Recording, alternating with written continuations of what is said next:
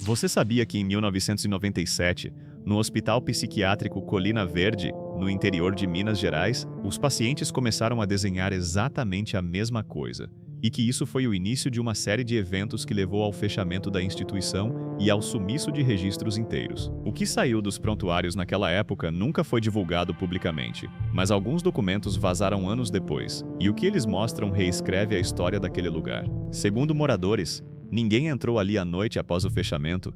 As janelas permaneciam escuras e às vezes um som fino, como de lápis arranhando papel, vinha do corredor vazio. O Colina Verde era um prédio de tijolos vermelhos encostado numa serra onde o vento vinha seco e cortante. No verão, o cheiro de desinfetante misturava-se ao odor de mofo das cortinas velhas. No inverno, o ar ficava pesado, úmido, e as paredes pareciam absorver o calor do corpo. O diretor era o médico Renato Silva, homem de 52 anos, sempre com um jaleco impecável, voz calma e o hábito de olhar longamente para os mapas das plantas antigas do hospital. A enfermeira-chefe chamava-se Marta Alves, 41 anos, mãos de pele áspera por anos de trabalho noturno, capaz de lembrar o nome de cada paciente em todos os turnos. Havia cerca de 70 leitos divididos em alas separadas por uma escadaria de ferro que rangia como uma garganta quando alguém subia. Pacientes vinham das cidades vizinhas com diagnósticos variados: depressão profunda, esquizofrenia, ansiedade severa.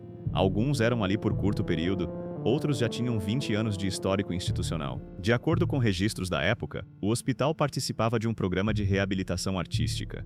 Oficinas de pintura e desenho 2 vezes por semana, destinadas a estimular memória e coordenação motora. Para a direção era uma atividade inofensiva, didática. Para alguns aquilo foi o ponto onde algo antigo foi despertado. Tudo começou com um risco no papel. No primeiro mês, um paciente chamado Antônio, 63 anos, conhecido por desenhos toscos de galinhas e casas tortas, entregou um papel com um desenho diferente, uma porta escancarada sem maçaneta, e no centro dessa porta, um olho pequeno e escuro. A enfermeira Marta achou curioso e colocou o desenho no mural das atividades. No dia seguinte, Juliana, 29 anos, diagnosticada com transtorno bipolar, fez a mesma porta. Ela murmurou quase sem voz: "Ela me pediu." O supervisor de atividades, Paulo, 35 anos, pensou em coincidência e recolheu os papéis para arquivar. Dias depois, mais desenhos começaram a aparecer, sempre a mesma porta, sempre o mesmo olho que parecia menos um olho humano e mais uma mancha de tinta muito densa. Alguns tinham riscos ao redor, como se quem desenhasse tentasse arcar com uma sombra perto da porta. Segundo depoimentos coletados depois, os primeiros que desenharam pareciam aliviados, como se tivessem finalmente colocado algo para fora. Outros mostravam tensão, mãos trêmulas. Havia um som de risos baixos durante as oficinas, e às vezes um silêncio que apertava o peito. Um dos auxiliares comentou: "É só uma imagem repetida, uma ideia que pegou", e outros concordaram, rindo com certo desconforto. Na terceira semana, sinais menores começaram a aparecer fora das oficinas. Às 2h47 da madrugada, a auxiliar Rosa ouviu um arranhado vindo do corredor da ala B. Ela abriu a porta e encontrou marcas na parede, como unhas que haviam raspado o reboco, formando um contorno que lembrava a mesma porta desenhada. "Achei que era cupins", disse ela depois.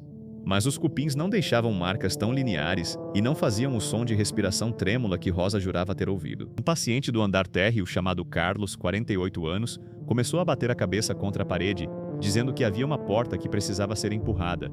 A direção mandou reforçar a segurança, trancou portas internas e restringiu visitas. Horas se passaram com conversas de manutenção e relatórios formais. Por fora, tudo parecia administrável.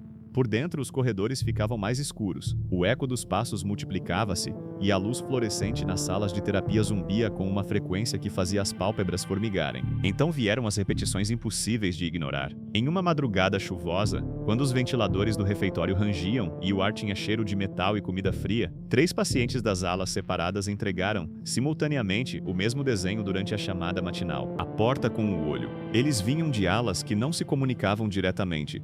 Um deles, paciente que raramente falava, abriu a boca e disse: "Ele vem pela sombra." A enfermeira Marta agarrou o papel e sentiu um arrepio quando o rosto do olho pareceu pulsar. A direção convocou uma reunião de emergência. O médico Renato revisou prontuários e percebeu padrões: desenhos, relatos de voz, pequenas lesões cutâneas em forma de contorno de porta, como se alguém tivesse pressionado um molde quente contra a pele. Eles tentaram racionalizar: epidemia ideacional, imitação, efeito de contágio social. Mas ao percorrer os quartos durante a noite, alguns funcionários começaram a notar portas fechadas com marcas no batente como se tivessem sido empurradas por algo de fora. E, durante um turno, uma câmera de segurança registrou algo que não fazia sentido.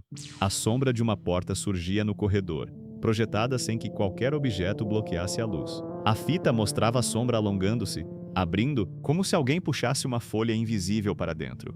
O terror se acelerou. Uma noite, a energia caiu. Os geradores demoraram a entrar. No escuro, ruídos começaram a atravessar os corredores. Sussurros que pareciam dizer palavras desconexas, o som de risos abafados e o arrastar de algo muito pesado. Um grupo de auxiliares foi verificar a ala superior e encontrou a sala de terapia com todos os desenhos do mural amassados no chão, formando um círculo e, no centro do círculo, a mesma porta desenhada, recortada como se tivesse sido arrancada de um pedaço de papel grosso. Um paciente que tentou impedir foi agarrado por uma força que ninguém conseguiu explicar. Depois, apenas manchas úmidas e fungosas no peito marcaram o lençol. "Parem", ele gritou. "Parem, não deixem abrir." Em pânico, a equipe tentou conter os doentes, amarrando punhos com cuidadas administrativas, mas as fitas de contenção vinham sujas com um pó escuro que cheirava a tinta velha e metal queimado. Quando alguém tentou levar a peça recortada para fora, ela se dobrou como se fosse feita de pele. Havia um comportamento coletivo como se a coisa que desenhavam estivesse exigindo forma. Houve uma tentativa de registrar tudo. Um estagiário colocou um gravador no porão onde algumas caixas de arquivos eram guardadas.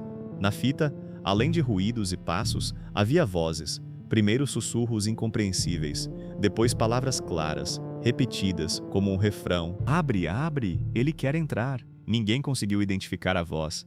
Não era dos pacientes que conheciam, nem de funcionários. A gravação parou abruptamente com um som agudo, como se uma caneta fosse quebrada no meio. No dia seguinte, um paciente estava ausente do leito. A cama cinzenta mostrava marcas de arrasto até a porta da ala e na parede, riscadas com força, estavam linhas que formavam a mesma porta. A contagem oficial apontou apenas uma alta por comportamento autolesivo, mas funcionários que saíram naquela noite falaram de passos no telhado como se alguém tivesse caminhado sobre as telhas e de um lampião na janela da enfermaria vazia, balançando sem vento. A direção, pressionada, anunciou a suspensão das atividades artísticas e o reforço do atendimento psiquiátrico.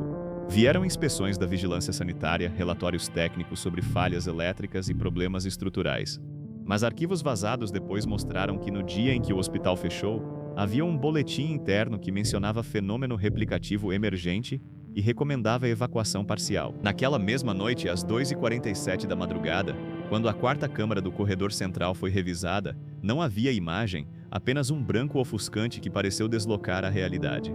32 pacientes foram transferidos para outras instituições ou libertados sob alegação de alta social, e nas semanas seguintes alguns desapareceram sem deixar vestígios. A cidade noticiou o fechamento como medida administrativa, mas ex-funcionários juram que aquilo foi uma fuga, uma tentativa de conter algo que já não cabia nas paredes. O clímax aconteceu quando, em uma última tentativa de entender, o médico Renato entrou sozinho na ala proibida com uma lanterna e um maço de papéis com todos os desenhos reunidos. Relatos dizem que ele foi visto empurrando uma porta que não existia no mapa do prédio. A lanterna caiu no chão, o som de papel sendo rasgado ecoou. Em seguida, silêncio. Encontraram o jaleco do médico do lado de fora, coberto de manchas de tinta que pareciam secas e molhadas ao mesmo tempo, uma folha colada na gola, com o desenho da porta impresso em relevo, como se tivesse sido transferido pela pele. Ninguém o viu depois. A polícia arquivou a ocorrência como desaparecimento e depois o inquérito sumiu entre protocolos não assinados. A ala foi lacrada, paredes foram pintadas e ainda assim, do lado de fora à noite, era possível ver através das frestas uma sombra reta que lembrava uma folha de porta parada e ouvir às vezes um som tão fino quanto um lápis riscando. O hospital fechou definitivamente. Moradores relataram que ratos evitaram aquele edifício por meses e que as plantas ao redor murcharam em círculo. Alguns desenhos originais foram encontrados anos depois num porão de uma casa abandonada na rua atrás do Colina Verde.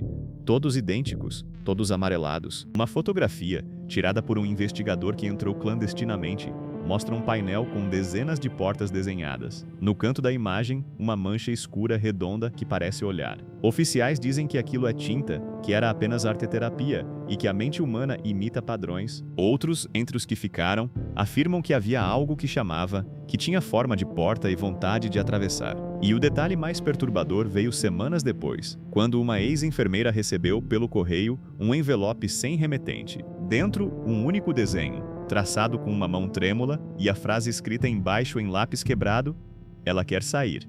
Até hoje, ninguém sabe o que aconteceu naquela noite em que Renato entrou naquela ala. Mas a pergunta que ninguém conseguiu responder é: se as portas eram só desenhos, por que elas deixaram marcas na pele? E se algum dia você encontrar um papel com uma porta e um olho no centro, não dobre o canto, não chore, não olhe para trás?